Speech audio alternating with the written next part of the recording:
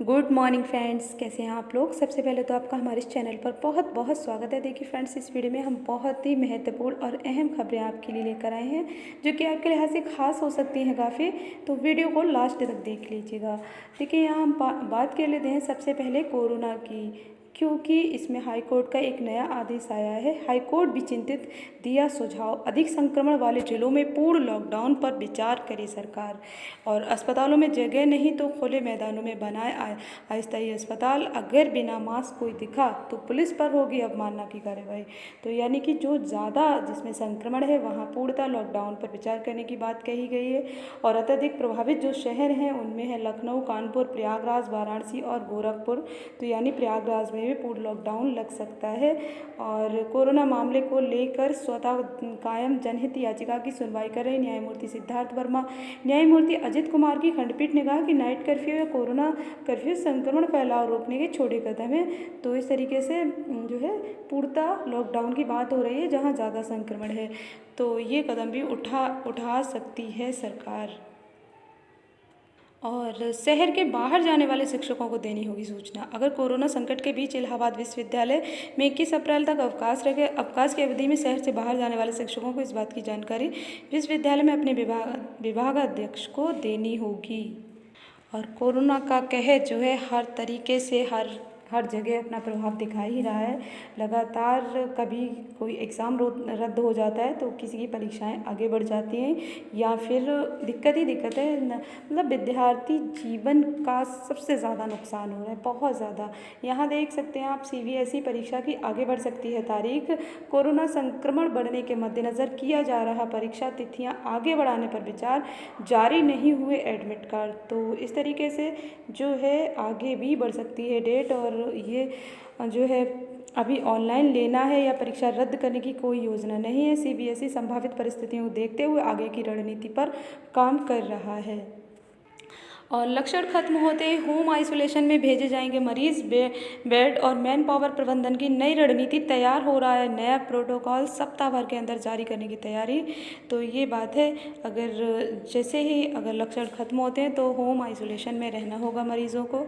ये सारी चीज़ें और नई रणनीतियाँ भी तैयार हो रही हैं इसके लिए। TGT PGD की बात करें, जो फॉर्म भरे जा रहे हैं तो उसके लिए कल तक दिक्कतें ही रही साइट पर, लेकिन आज पता चल रहा है जो है कि साइट काम कर रही है, यानी कि फॉर्म आप लोग भर सकते हैं।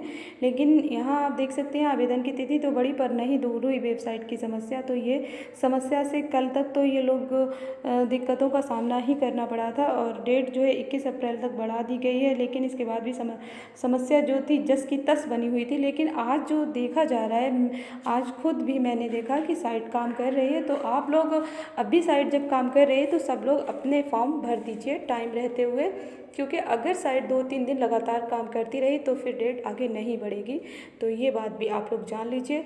और अगर समस्या बड़ी रही तो तब तो डेट आगे बढ़ेगी ही, लेकिन ये मान लीजिए अगर साइट काम करेगी तो फिर कोई मतलब ही नहीं है डेट बढ़ाने का। तो आप लोग अपना जैसे ही साइट काम करे तुरंत फॉर्म भर दीजिए। और चंद्रा जो बने हैं देश के 24वें मुख्य चुनाव आयुक्त, ठीक है। तो संक्रमण के कारण घर से संभाला पदभार, नेतृत्व में होंगे 5 राज्यों के विधानसभा चुनाव। तो आप जानते हैं सुशील चंद्रा ने मंगलवार को देश के 24वें मुख्य चुनाव आयुक्त का पदभार संभाल लिया।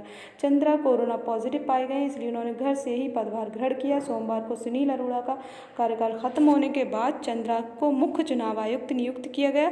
चंद्रा का कार्यकाल 14 मई 2022 तक रहेगा। तो ये आपके लिए बेहद खास खबर है, इसको देख लीजिएगा किसकी जगह उन्होंने पदभार ग्रहण किया है। तो ये सुनील अरोड़ा की जगह। और राष्ट्रीय ग्राम स्वराज अभियान के ई पुरस्कार में यूपी को पहला स्थान। अच्छे काम के लिए 2 जिले, 4 क्षेत्र व 32 ग्राम पंचायती भी होंगी सम्मानित। पंचायती राज दिवस पर दिल्ली में होने वाले कार्यक्रम में मिलेगा पुरस्कार।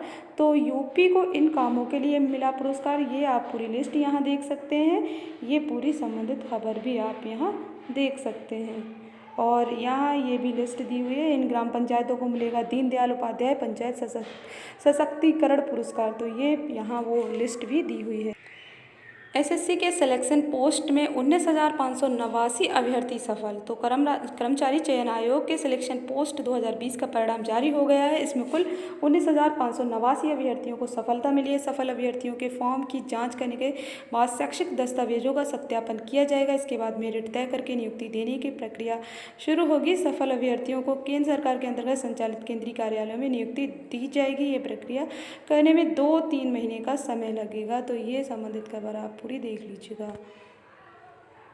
और तकनीकी समस्या के कारण नहीं जमा हुई फीस, नहीं कर पाया आवेदन। तो जो है ये उच्चतर शिक्षा सेवा आयोग की वेबसाइट में तकनीकी समस्या के कारण कई अभ्यर्थी सहायता प्राप्त डिग्री कॉलेजों के लिए असिस्टेंट प्रोफेसर के पद के लिए आवेदन नहीं कर पाए हैं। आयोग की ओर से आवेदन के लिए फीस जमा करने के लिए अंतिम तिथि 12 अप्रैल तय की गई थी। इन अभ्यर्थियों ने आयोग के सचिव से आवेदन व फीस जमा करने की तिथि बढ़ाने की मांग की है।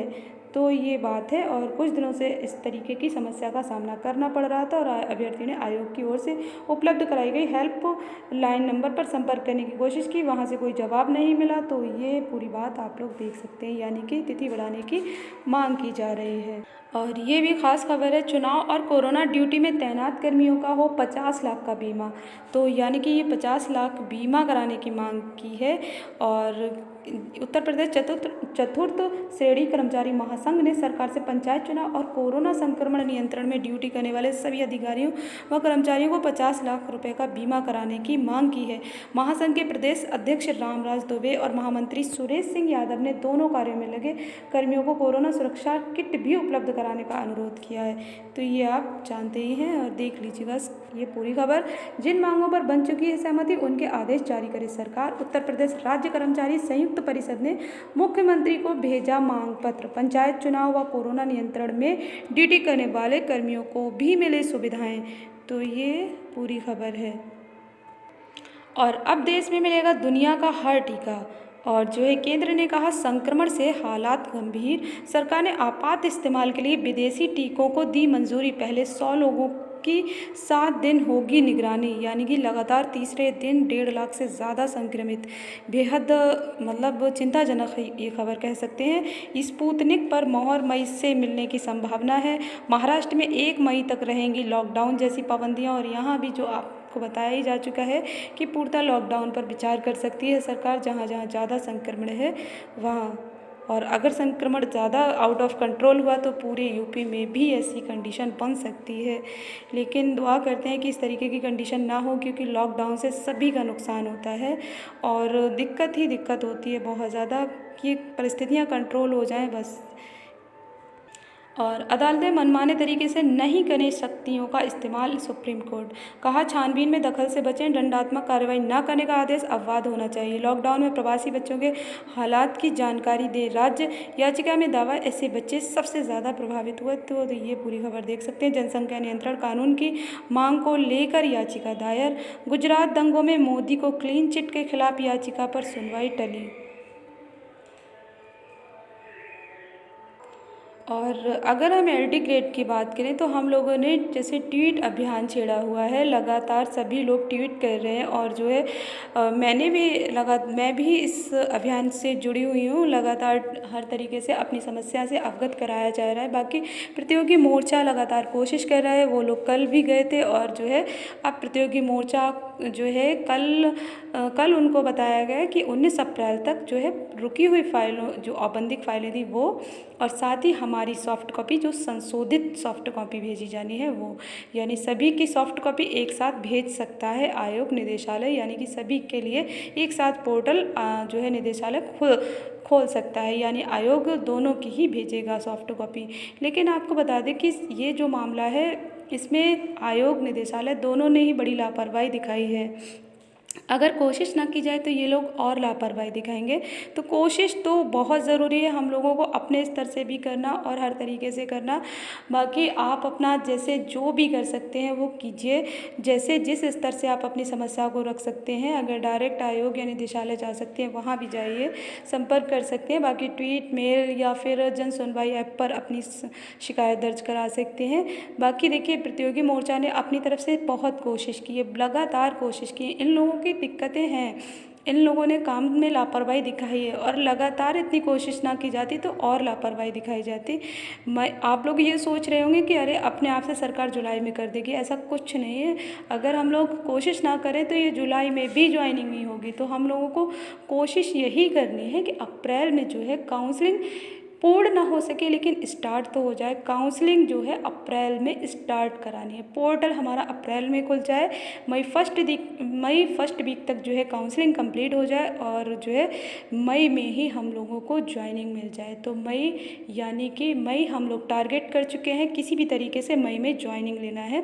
और सब लोग अब इस अभियान से सभी लोग जो है ट्वीट कर रहे हैं, बहुत लोग हैं जो ट्वीट भी कर रहे हैं, रीट्वीट भी कर रहे हैं। तो आप लोग भी करते रहिए और जो है अपनी बात रखते रहिए, जो भी जिस तरीके से समस्या को रख सकते हैं। और देखिए हम लोग भी प्रतियोगी मोर्चा भी मेहनत कर रहे हैं, हम लोगों को भी थोड़ा एक्टिव रहना होगा, जागरूक रहना होगा। बाकी इस वीडियो में इतना ही, और बाकी कोई और अपडेट होगी तो ज़रूर साझा की जाएगी। Thank you, bye bye.